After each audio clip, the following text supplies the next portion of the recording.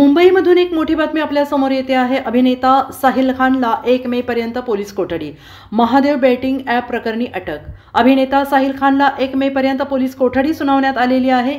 Mahadev betting app प्रकरणी मुंबई पोलिसांनी अभिनेता साहिल खानला अटक केली आहे। मुंबई उच्च न्यायालयाने त्याचा अटकपूर्व जामीन फेटाळलेला आहे। त्यानंतर SITच्या पथकाने त्याला छत्तीसगडमध्ये अटक केली। दरम्यान त्याला 1 तारखेपर्यंत पोलीस कोठडी सुनावण्यात आलेली आहे। महादेव बॅटिंग ॲपचा प्रसार केल्याप्रकरणी साहिल खानला 4 दिवसांची पोलीस कोठडी सुनावण्यात आली। अभिनेता साहिल खानला मुंबई पोलिसांनी ताब्यात घेतलेलं असून त्याला छत्तीसगडमधून मुंबईत आणण्यात आलेलं आहे। रविवारी साहिल खानला कोर्टात हजर करण्यात आलं। तसेच सुनावणीनंतर त्याला 4 दिवसांची पोलीस कोठडी सुनावण्यात आलेली आहे। छत्तीसगडमधून साहिल खानला शनिवारी ताब्यात घेण्यात आलेलं आहे।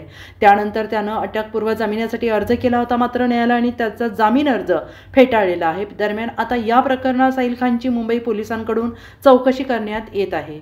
Bureau report SBN Marathi, Mumbai.